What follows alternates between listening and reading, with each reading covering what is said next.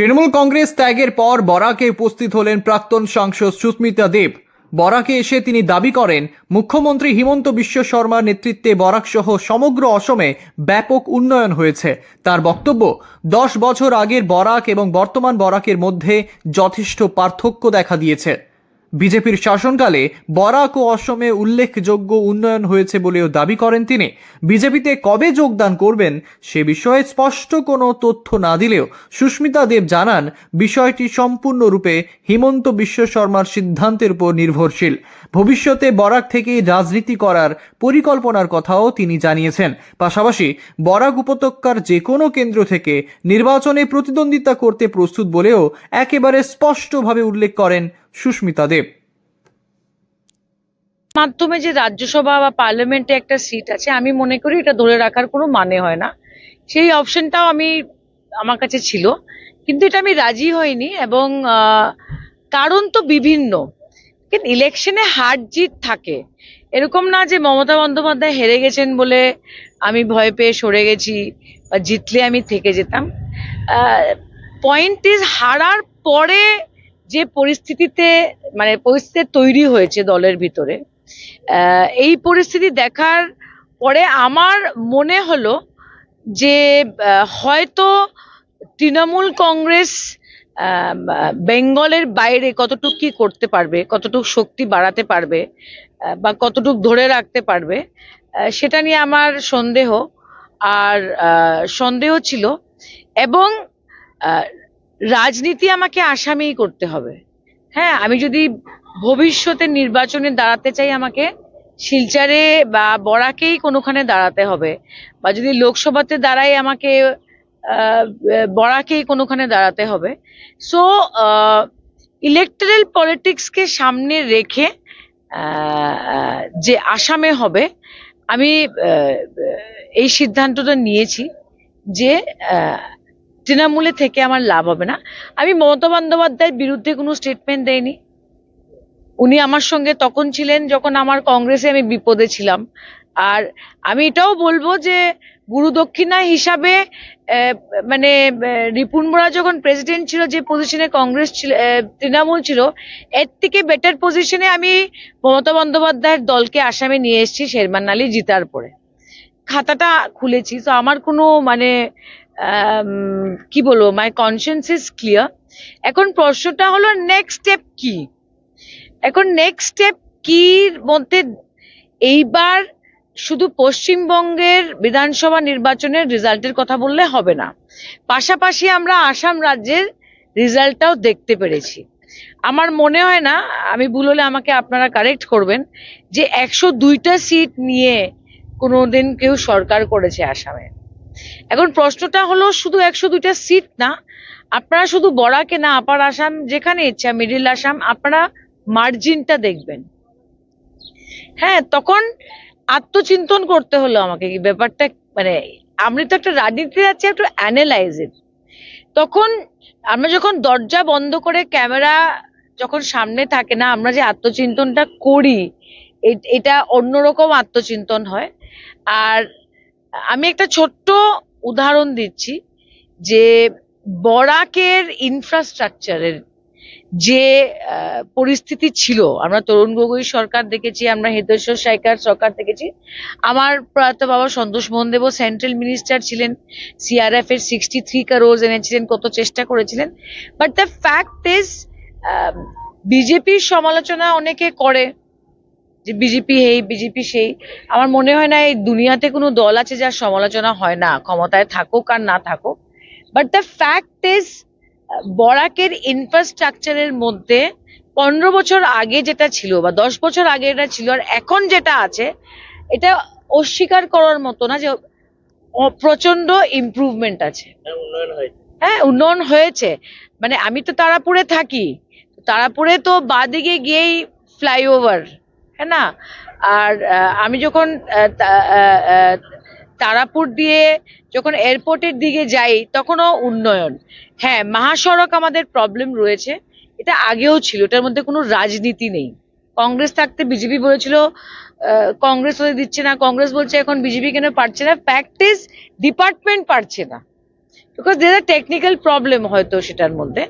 So net আমি যেখানে যেখানে গেছি, আমি মণিপুরেও গেছি, নাগাল্যান্ডেও গেছি বিগত 5 বছরে, নর্থ ইস্টে যে ইনফ্রাস্ট্রাকচার পুশটা বিজেপি দিয়েছে এটা অস্বীকার করার মতো না। এখন হাওয়ার মধ্যে তো রাজনীতি করা যায় না যে আমি রাজনীতি করব কিন্তু আমার কাছে দেওয়ার কিছু নেই। So because of that I bet Himanta Biswa Sharma.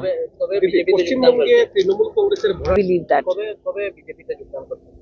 C BJP একটা দলে কোনদিন যোগদান করবে, যে যোগদান করছে ওই সিদ্ধান্ত নেয়, যারা যোগদান করাচ্ছে বা করাবে কি না এটা দল সিদ্ধান্ত নিবে। গতকাল মুখ্যমন্ত্রীর সাথেও আপনার আলোচনা হয়েছে, হ্যাঁ। ডেট ফিক্সড হয়নি? শুনেন, মুখ্যমন্ত্রী, আমি রেজিগনেশনের পরে মুখ্যমন্ত্রীর কাছে গেছি আর আমি ওনাকে বলেছি যে আমি আসামে মাঠে জনসাধারণের মধ্যে থেকে কাজ করতে চাই। সো মানে এখন আমাকে গাইড করেন। তো উনি এটা বলেছেন যে আমাকে একটু সময় দাও, আমি তোমাকে জানাবো, কিন্তু আমরা একসঙ্গে কাজ করব।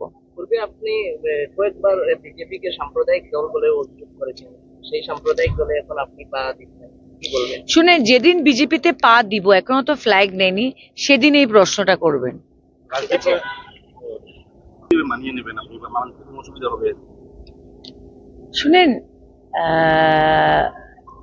ইট ইজ রাজনীতি তো কোনো ইয়ে না, রাজনীতিতে হার্ডেল ছিল, আছে, থাকবে। হ্যাঁ, একবার আমি এই সন্তোষ মন্দেবের কথাটা বলছি যে আমি বললাম, ইস গৌতম রায় এত দিকদারি দেয় আমাদের, তো বললো পলিটিক্সের দিকদারি থাকবেই, গৌতম রায় না থাকলে আরেকজন কেউ উঠে আসবে। So that is a separate issue. আমি কংগ্রেস করেছি, আমি তৃণমূল করেছি, পলিটিক্সে এটা কেউই মানতে পারে না যে আমি খালি মাঠে হাঁটবো আর আমার সঙ্গে কেউ মানে আমার সঙ্গে কেউ কম্পিটিশনে থাকবে না। তবে তো if you want to make everybody happy, sell ice cream, don't come to politics. এবার পাথারকান্দি পুলিশের মাদক বিরোধী অভিযানে বড় সাফল্য। ময়না বাইপাস সংলগ্ন এলাকা থেকে 10,000 ইয়াবা ট্যাবলেট সহ কামাল উদ্দিন নামে এক ব্যক্তিকে গ্রেপ্তার করা হয়েছে। উদ্ধার হওয়া মাদকের আনুমানিক বাজার মূল্য প্রায় 30 লক্ষ টাকা। গোপন সূত্রের খবরের ভিত্তিতে ওসি মানস জ্যোতি বড়ুয়ার নেতৃত্বে অভিযান চালিয়ে এই সাফল্য পায় পুলিশ। ধৃত ব্যক্তি ধলছড়া গ্রামের বাসিন্দা বলে জানা গেছে। পুলিশের প্রাথমিক তদন্তে জানা গেছে একটি বড় মাদক পাচার চক্রের হয়ে বাহক হিসেবে কাজ করছিল সে। ঘটনার তদন্ত শুরু করেছে পাথারকান্দি পুলিশ।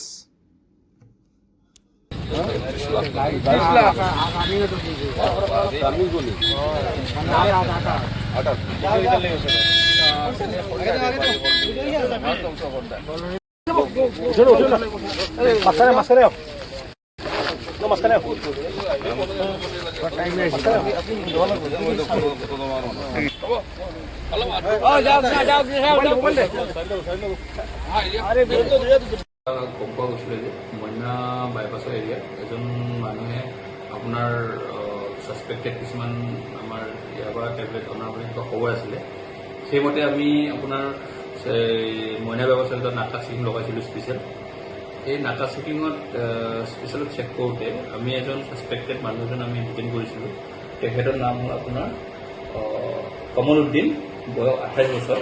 দেউতাকৰ নাম আছিলে হেজাজুৰ ৰহমান, ভিলেজ ধলচেৰা, আপোনাৰ আমাৰ থানা পাথাৰকান্দি। তেখেতক ডিটেইন কৰিলোঁ।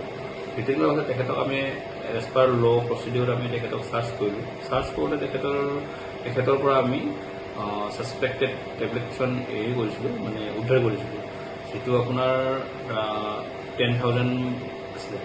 10,000 টেবলেট আছে। ইয়াৰ বাজাৰ মূল্য কিমান হ'ব? ইয়াৰ বাজাৰ মূল্য প্ৰায় 30 লাখৰ ওচৰা-ওচৰি হ'ব।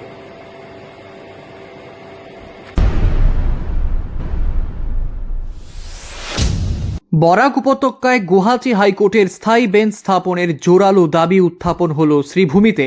বৃহস্পতিবার সাংবাদিকদের ডেকে এনে বিভিন্ন জনেরা উল্লেখ করেন হাইকোর্টের স্থায়ী বেঞ্চ স্থাপনের দাবি আরও শক্তিশালী ও জনমুখী করে তুলতে 13 জুন শহর শ্রীভূমিতে এক বিশেষ সভার আহ্বান করা হয়েছে।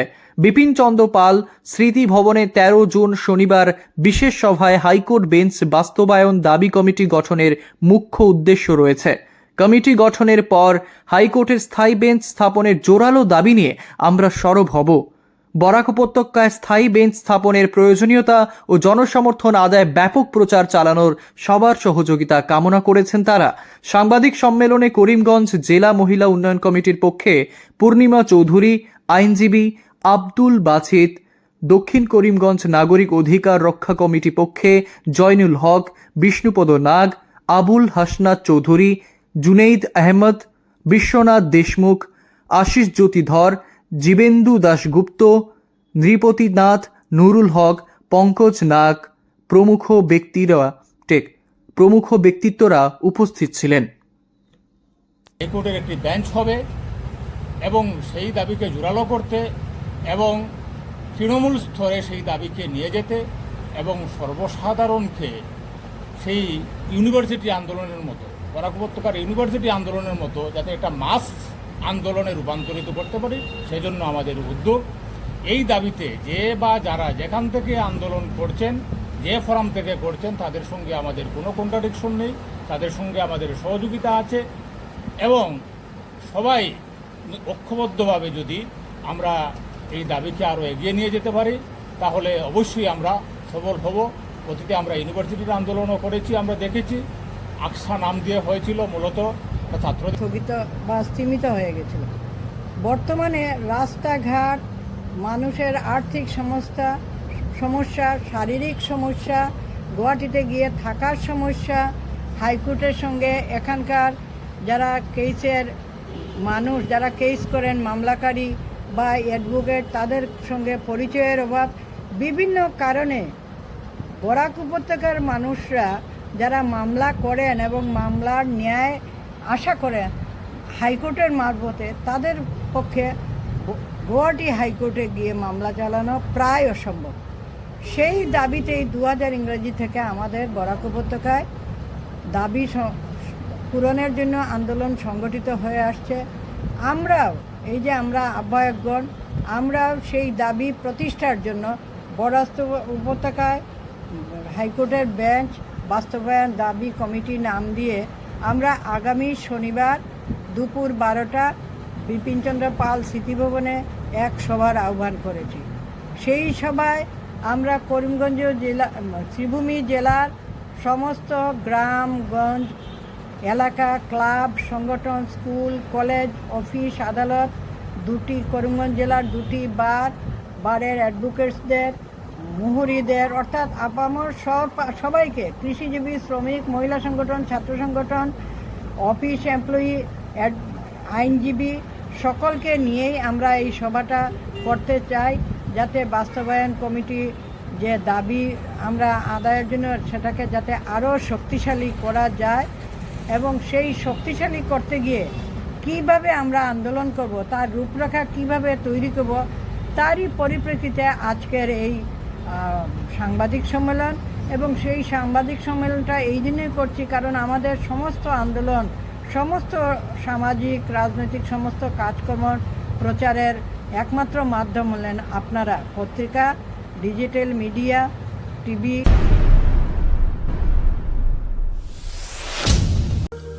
চিকিৎসা ক্ষেত্রে আনন্দ সংবাদ। এখন থেকে আপনার ত্বক, চুল, নখ, অ্যালার্জি তথা বার্ধক্যজনিত সমস্যা নিয়ে বড় ধরনের চিন্তা করতে হবে না। আপনার সমস্যা অচিরে সমাধান করতে আপনাদের শহরে ভালো চিকিৎসক নিয়ে এলো ইলাস পলিক্লিনিক, মাইজডি, সেটেলমেন্ট রোড। যোগাযোগ নম্বর 9395881227। এখানে ওই সব রোগের রোগীদের উন্নত ধরনের চিকিৎসা করছেন ডক্টর সন্দীপ রায়, MBBS MD। ত্বক, চুল, নখ, অ্যালার্জি ও বার্ধক্যজনিত রোগে যারা ভুগছেন তাদের অতি যত্ন সহকারে চিকিৎসা করেন চর্মরোগ বিশেষজ্ঞ ডক্টর সন্দীপ রায়।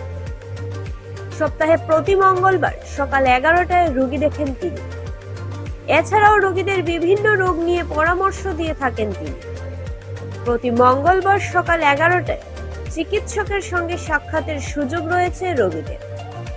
যোগাযোগ নম্বর 8876223344 এবং 9395881227। তাই হেলায় সুযোগ না হারিয়ে অচিরে ওই নাম্বারে যোগাযোগ করুন। রোগীদের নিরাময় আমাদের তৃপ্তি।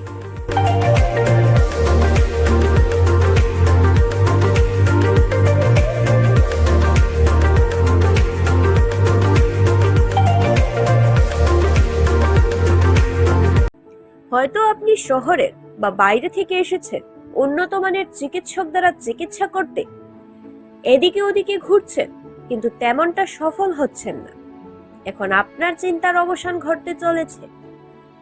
শহরে বিভিন্ন রোগের চিকিৎসকের হাট বসিয়ে দিয়েছেন তপতি মেডিকেল, সুভাষনগর রোড, শ্রীভূমি। যোগাযোগ নাম্বার 9864340766। এখানে বিশেষভাবে চিকিৎসক দুজনের সান্নিধ্য পাচ্ছেন, যারা হলেন পূজা দাস, MBBS MD, স্বর্ণপদক প্রাপ্ত, শিশুরোগ বিশেষজ্ঞ, শিলচর মেডিকেল কলেজ। রোগী দেখার সময় প্রতিদিন সকাল 9টা থেকে। ডক্টর মণি দেব, MBBS MS, প্রসূতি ও স্ত্রীরোগ বিশেষজ্ঞ, শিলচর মেডিকেল কলেজের দক্ষ চিকিৎসক। রোগী দেখার সময় মঙ্গলবার ও শনিবার বিকেল 3টায়। এছাড়াও ডক্টর জহরুল ইসলাম, MBBS MS, সহকারী অধ্যক্ষ, শিলচর মেডিকেল কলেজ। অস্থি, হাড়, নার্ভ রোগ বিশেষজ্ঞ doctor Shahnawaz Gulzar Tapadar, MBBS MD, চর্মরোগ বিশেষজ্ঞ। রোগী দেখার সময় মঙ্গলবার ও শনিবার দুপুর 3টায়। ডক্টর দেবারুণ চৌধুরী, MD, কিডনি বিশেষজ্ঞ। তাই চিকিৎসক দ্বারা উন্নত ধরনের চিকিৎসা করতে অগ্রিম বুকিং করুন নিচে দেওয়া নাম্বারে। রোগীদের নিরাময় আমাদের উত্তম সেবা।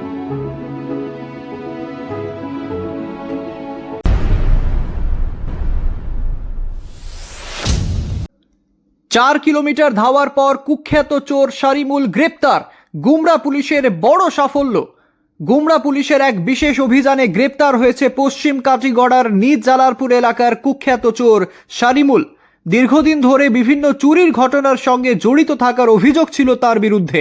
জানা গেছে গুমরা পুলিশ ফাঁড়ির ইনচার্জ প্রণব মিলির নেতৃত্বে একটি দল শারিমুলকে ধরতে অভিযান চালায়। পুলিশের উপস্থিতি টের পেয়ে অভিযুক্ত পালানোর চেষ্টা করলে শুরু হয় ধাওয়া। প্রায় 4 কিলোমিটার পর্যন্ত তাড়া করার পর অবশেষে ফিল্মি কায়দায় তাকে আটক করতে সক্ষম হয় পুলিশ। এই অভিযানে গুমরা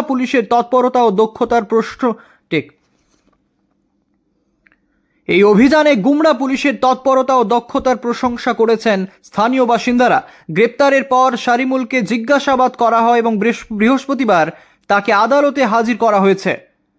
পুলিশ সূত্রে জানা গেছে, অভিযুক্তের বিরুদ্ধে একাধিক অভিযোগের তদন্ত চলছে এবং তার সঙ্গে জড়িত অন্যান্য বিষয়ও খতিয়ে দেখা হচ্ছে।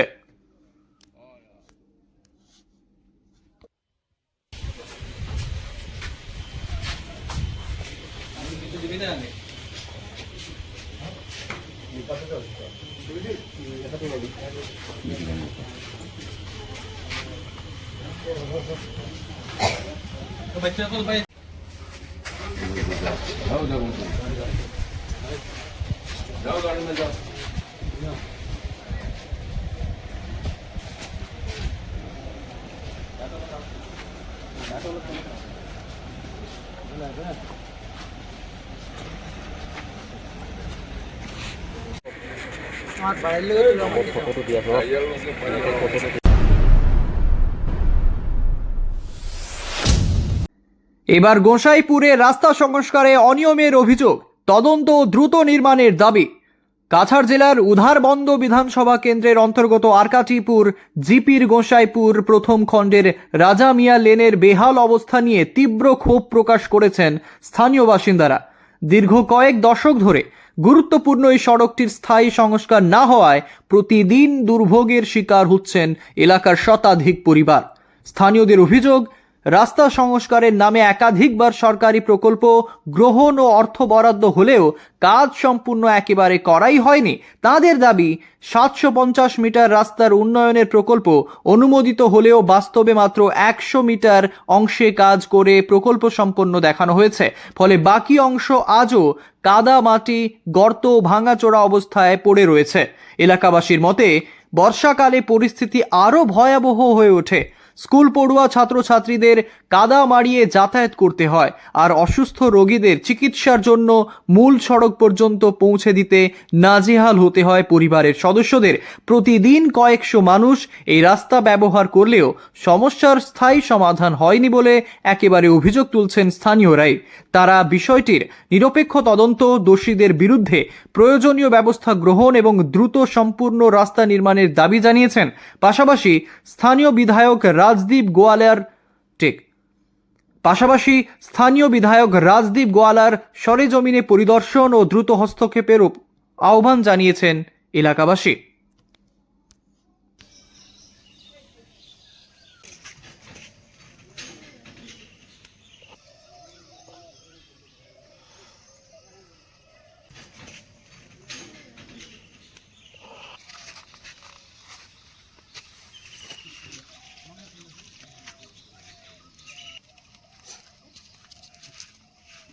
উদারবন সমষ্টি আমরা এই জায়গাটা পড়ছে। আমরা এলাকার নাম হলো গোসাইপুর পার্ট 1, আরকাটিপুর জিপি, 7 নম্বর ওয়ার্ড। আমরা এটা এই রাস্তার নাম হলো লেট রাজা মিয়া লেন আর কি। কাজটা শুরু হয়েছে রবিজুল আলী লস্কর আর নজরুল মজুমদার হইয়া লেখা হয়েছে রাস্তাটার। তো এই রাস্তাটা কাজর মানে এই রাস্তাটা শুরু হয়েছে 50-60 বছর আগর রাস্তাটা, কিন্তু 2005 একবার কাজ হয়েছে, জবকার্ডের কাজ হয়েছে খালি একবার হয়েছিল। এরপরে আবার 1 বছর হয়েছে জবকার্ডের কাজ হয়েছে শেষ। এরপরে মাটিটি ফেলাই গেছে গা। এরপরে আমরা আজ 7 বছর হয়ে গেছে, 2005 থেকে লইয়া আর 2026 চলের আমরা এই রাস্তা আপ ডাউন করি। কিন্তু এই আপ ডাউন করার মধ্যে কাম আইসল 7-8 বছর আগে একবার ইট সেলিং হয়েছিল কাজ। ইট সেলিংয়ের কাজ একটা আসলো 750 মিটার রাস্তা আছে। 750 মিটার রাস্তার মাঝে ইট সেলিং কাজ হয়েছে খালি 110 মিটার কিংবা 100 মিটার হইব খালি কাজ হয়েছে। তো এরপরে আবার কিতা হয় 5 বছর বাদে আবার কিতা ওই জায়গার মধ্যে 110 মিটার 5 মিটার জায়গার মধ্যে ওই জায়গাত আবার আইয়া কাজ আই যদি আয়। এবার ব্লকের কাজ আইসল আইয়া কিতা এই জায়গাত তারা ব্লক বইছে ওই 110 মিটার জায়গার মধ্যে, কিন্তু 10-15 মিনিট লাগলে বাড়ে না। আর কোনো শেষ হয়ে এখন তারা স্কিম শেষ হয়ে গেছে, ওটা শেষ হয়ে গেছে হইয়া আর একটা স্কিম মেলে ধর্ম হইয়া ওটা করে তারা শেষ করলে খামনও আঁকাই দেয় আগে। রাস্তাঘাট চলাফেরা মানে আমরা যে গাড়ি গুড়ি আছি তা আমরা মেইন রোডে রাখিয়ে যাওয়া লাগে আমরা ভিতরে। বাচ্চান যারা আছে তাদের তো স্কুলও একদিন নিলে আমরা 3 দিন নিতে পারি না। যে সময় বৃষ্টি হয় এই সময় তো বাচ্চান তো কুলোও নেওয়া লাগে। এটা বাচ্চান পড়ে গেলে স্কুলে খাতা লাগলে স্কুলের মাস্টার রাখবো গেলে ঘুরাই দিলে 4 দিন স্কুল দিয়ে ঘুরিয়ে গিয়া বাচ্চা আনছি গিয়া ফোন করছে মাস্টারে বলে বাচ্চা নেওয়াইয়া বাচ্চা আসা চললো ফুরা ফেঁকে ভরা ওপরে ঘুরে গিয়ে বাচ্চা আনছি স্কুল থেকে। ও আলোতে আমরা চলি আর মানুষ যা রুগী আছে এটা রুগী তো গাড়ি নিজে তাকিয়ে কিন্তু গাড়ি নিতে পারি না। তারা ওই মানে আতালা চেয়ার আছে, চেয়ারের মধ্যে বুয়াইয়া নিয়ে আমরাও মেন রোডে নিয়ে উঠাইতে লাগে। তারা নিয়ে ডেলিভারি পেশেন্ট যারা আছে এটারও নিয়ে আমরা আছে মোলা মেলুক মেলুকরে নিয়ে আরামসে নিয়ে উঠাই দিব নিয়ে বইয়া উঠাই যায় নিয়ে। এই রাস্তাত অনুমানিক মানুষ আসন 550-600 মানুষ হইবা আঠাফেরা করেন ডেইলি। প্রায় সময় দেখা যায় আমরা এদিকে বাগানি মানুষও আসন, যে সময় ট্রেন লাইন বন্ধ হয়ে যায় এই সময় সব মানুষ তারা সাইকেল ওদিকে বাড়ি আইয়া। এই গ্রামে একটা রাস্তা খালি লিঙ্ক আছে মেইন রোড উঠিবার লাগে ওই রাস্তা খালি। প্রায় সময় খাস তো আয়, কিন্তু আবার পরে দেখা যায় 2-1 লাখ টাকা কাজ করিয়া পরে তারা বিল পাস করি তাহলে জায়গা কাজ খবর আগে লাগাই দিব ব্যানার লাগাই নি পরে তারা বিল পাস করে লিব করিয়া হব। এটা বিল পাস না নহইয়া তারা কদিন করাই দেখাইব করাইয়ালে বৃষ্টি পড়ে গেল কাম বন্ধ হয়ে যাব লাগা শেষ। আর পরে কাজও নাই, বৃষ্টি শেষ আর কাজও নাই। যারা যেন কাজ লইয়া আয় ফিল্ডটো মানে যারা কন্ট্রাক্টর আছে, যারা পয়সা আসলা আর তোমার পঞ্চায়েতও আসলা আর মেম্বারও আসলা, তারা আমার মনে হয় খুব বেশি তারা জড়িত থাকতে পারেন এই দুর্নীতির লগে। রাজদীপ গোয়ালা সাড্ডে হইয়া ওটাও যেন আপনি একবার আইয়া আমরা একটা ইনকোয়ারি করে দেখবার লাগিয়া রাস্তাটা বানাই দিয়ে যায় আপনি। আটা ফিরে একদম পুরা অসুবিধা। আমরা হরুটা মোটা বাচ্চা খাজা বেটিন সেটিন যা তো খুব অসুবিধা চলি আমরা ফাঁক মাটি কোনো জাতের সুবিধা নাই। আমরা কাপড় উঠাই আটে যেতে লাগে বেটিন পানি নিয়ে আনতে হলে নদীর থাকি গিয়ে আর অসুস্থ রুগীরা আমরা বইয়া চেয়ার করে নিয়ে আসো কি আমরা রাস্তা নাই উঠাই নিয়ে জট নেই, মেডিকেল নেই। আমরা কোনো জায়গা আমরা গাড়ি আমরা সামনে আইতে পারে না, নাই রাস্তা নাই তো বেচারা তো কুলো করে নিয়ে দেওয়া লাগে, নিয়ে আগে নিয়ে দেওয়া লাগে, সড়ক নিয়ে তুলি দেওয়া লাগে, গাড়ি হইতে পারে না। তা ফাঁক মাটি এই রাস্তাটা প্রায় 40-50 বছর এরকম খারাপ, পুরা অসুবিধা আমরা আছি।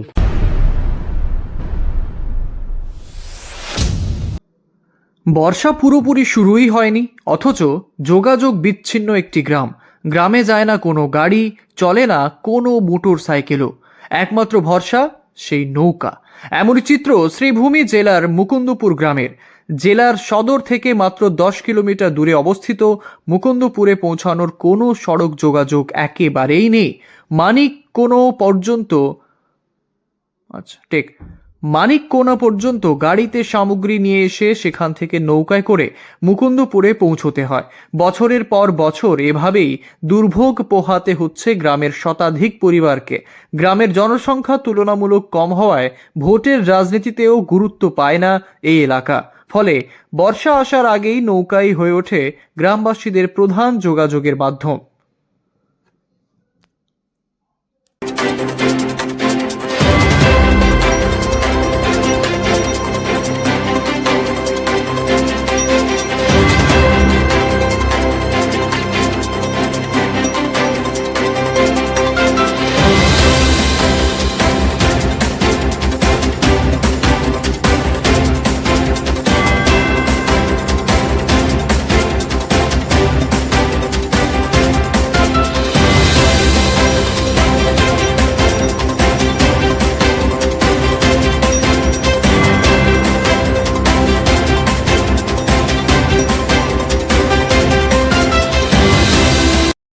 মুকুন্দপুরের মানুষ যদি যাতায়াত করে তাহলে জলের উপরে যাতায়াত করতে লাগে, নৌকায় একটা আনতে লাগে, আর না বাড়া আনতে লাগে, আনা তো তারা দিতে পারে না।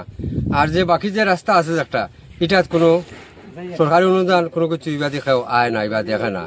এটা তোর নিতান্ত তোমার নিচে পড়া মানুষ, কিন্তু রাস্তাঘাট তারার হয় না। কোনো মেম্বার প্রেসিডেন্ট তারার এদিকে তারা লক্ষ্য করে না। কি লাগে তাহলে এই বিয়াবেদি তারা করতে হইলে এখন বড় কষ্ট করিয়া যেতে লাগে। এও তো যদি আগুন পুষ মাসও হয় তাহলে রাস্তা কোনো স্রোত আটিয়া দিতে পাওয়া যায়, যেতে পারে, জামাইটা আইতে পারে, আর না তো আউরে দিয়ে যেতে পারে। আউরে যেতেও লাগবো, কারণ রাস্তাঘাট নাই। এখানে নিচে জল থাকে, এও তো এইরকম তারা খুব কষ্ট বোধ করে। আপনারা কি এভাবে নিয়ে যান নাকি? আপনার রাস্তার কি অসুবিধা রয়েছে? তো আমরা রাস্তা নাই, আমি তো আগে তো বলছি না আমরা রাস্তা নাই করে আমরা নৌকা দিয়ে কোনো ফাংশন হলে মাল সামান নিতে লাগে। রাস্তা নাই কিন্তু রাস্তাটা খাজ হল না, আর কয়েক বছর তাই রাস্তা খাজ হইতো হইতো, রাস্তাটা খাজ হয় না। এভাবে নৌকা দিয়ে জিনিস নিয়ে যান? এটা তো বর্ষা সিজনও নৌকা দিয়ে নিতে লাগে, অত সিজন হইলে মনের বাড়িতে গাড়ি যায়, আর বর্ষা সিজন হইলে যায় না। কাঁচা রাস্তা না, কাঁচা রাস্তার কারণে কষ্ট। বাইকুক মানুষে কি করে? তো বাইক তো এত সিজনও নিতে পারে, বাইক এত সিজনে কোনো অসুবিধা নাই। বর্ষা সিজন হইলে ফেক হয়ে গেল। বর্ষা বিয়ে হয়ে লাগে? বর্ষা সিজনে বিয়া লাগলে তো তোলা জালাম জামে কোনো আটেও যাইব, এছাড়া বাইক যাইতো না। এগুলা কোথায় যাবে যখন জিনিসগুলো নিয়ে? এটা তো আমার বাইক নিব ওখানে পারি এইভাবে নৌকায়? এখন তো আর রাস্তায় যখন গাড়ি যাইতো না, মাল টিম গিলা টানিবে, নৌকা দিয়ে চলে